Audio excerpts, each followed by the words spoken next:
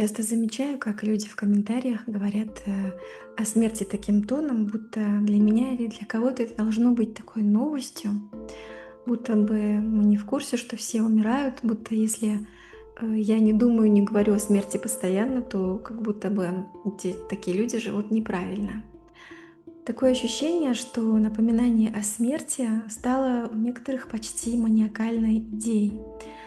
Дальше мы будем разбирать, в каком случае это действительно маниакальная идея, и не как часть зрелости это у них, а как способ приглушить чужую радость, чужую свободу, дыхание.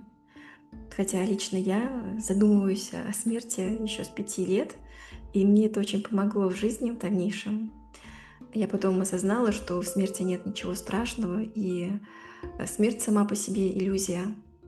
Ну, у всех развитие происходит на разном этапе жизни. И да, смерть — это не повод замереть, конечно, а повод, наоборот, проснуться. Не жить в страхе, а жить глубоко по-настоящему. Итак, в каком случае такое поведение бывает депрессией? Люди с депрессией часто зацикливаются на темах смерти, утраты смысла жизни, бесконечности страдания. Это не обязательно суицидальные мысли, но может проявляться как пессимизм, цинизм, безысходность. Извиняюсь за свой простывший голос. Я вот уже неделю как приболела, поэтому не выходила в эфир, но сейчас уже вышла, хоть с таким голосом. Итак, обычные мысли этих людей: зачем жить, все равно все умрут, жизнь — это только боль и страдания. Признаки: подавленность, утомляемость, потеря интереса к жизни, раздражительность. Далее, в случае тревожного расстройства или ОКР, это можно назвать, это когда человек иногда навязчиво думает о смерти, говорит об этом постоянно, будто бы не может остановиться. Это может быть формой ОКР, когда мысли, которые идут, они неконтролируемы для него. Признаки: повторяющиеся мысли о смерти, страх болезни, потребность предупредить других или поделиться с другими этим. И третий случай, самый сложный, серьезный, это психотические расстройства или расстройства мышления. В этих тяжелых случаях, например, при шизотипическом расстройстве или шизофрении, тема смерти может становиться частью бредовых идей. Человек считает, что он призван напоминать о смерти, или что он знает истину, которую все должны услышать. Ну, часто такое вот в комментариях и бывает, к сожалению.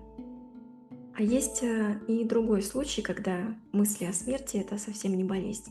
Это философско-религиозный стиль мышления. Во многих традициях это существует, таких как суфизм, буддизм, стоицизм. Размышления о смерти считаются нормой и даже благом, как способ проснуться, как способ вспомнить о ценности жизни, а не наоборот, не обесценить жизнь. В этом огромная разница.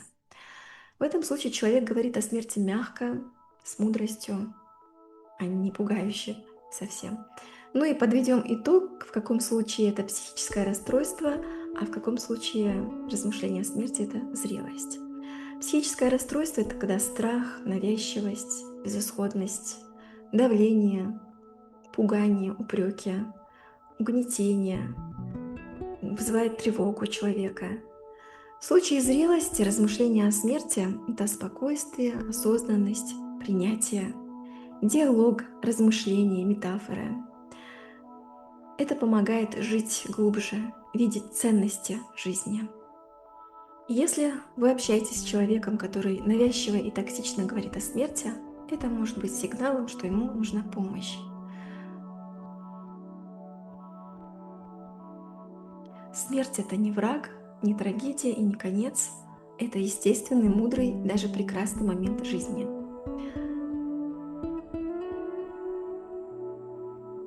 О смерти нужно говорить как о глубокой возможности пробуждения, с точки зрения зрелости. Смерть — это часть жизни, а не ее противоположность. Жизнь и смерть не противоположны. Противоположно рождению смерть, но жизнь, она бесконечна. Жизнь продолжается за пределами формы. Смерть — это просто смена одежды. Даже когда физическое тело, которое душа отбросила, уже под землей находится, там происходят удивительные процессы. То есть нигде никогда нет остановки, нет замирания. Есть только вечно живое бытие, и нету никакого небытия. И самое интересное, страх смерти — это скрытый страх жить по-настоящему. Ты боишься смерти только потому, что никогда не жил по-настоящему. Тот, кто жил, не боится умереть, потому что он сделал все, зачем он пришел в эту жизнь.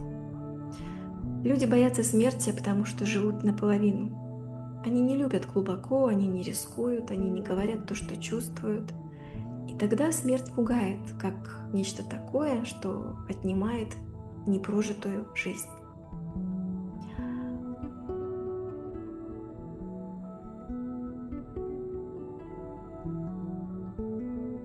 Размышлять о смерти значит ценить жизнь.